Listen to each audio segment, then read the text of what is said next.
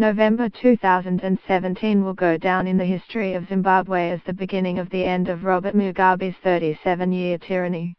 A tumultuous week finally culminated in his resignation on November the 21st. One cannot understate the widespread jubilation at the demise of Mugabe and his desire to create a dynasty for himself through his wife Grace. But the optimism is misplaced because it doesn't deal directly with the dearth of democracy in Zimbabwe. First, contrary to popular sentiment that the coup was meant to usher in a new era of political liberalization and democracy, the takeover is actually meant to deal with the succession crisis in ZANU-PF.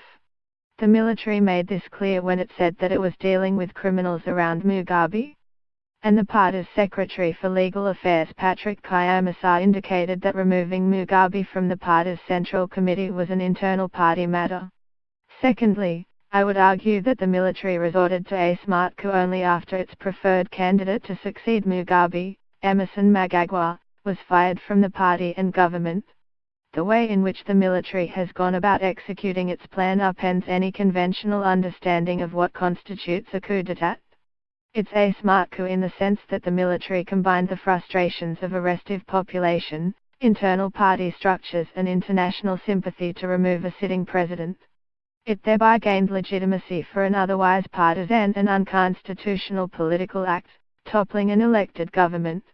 This begs the question, is the military now intervening for the collective good or for its own interests? Why the military intervened? It is baffling to imagine how the military has suddenly become the champion of democracy and regime change in Zimbabwe. It's clear that what motivated the military commanders was a fear of losing their jobs and influence after their preferred successor was purged. They launched a preemptive strike against Mugabe to safeguard their own selfish interests as a military class and the future of their careers. Given the symbiotic relationship between the Zimbabwean military and the ruling ZANU-PF party, it was inevitable that the top commanders would be embroiled in the party's succession crisis. After all, the military has been the key lever behind the power of both Mugabe and his ruling ZANU-PF since 1980. In the past they have acted as part of the ZANU-PF machinery, openly campaigning for Mugabe alongside other security agencies. And they have played a key role in neutralizing political opponents.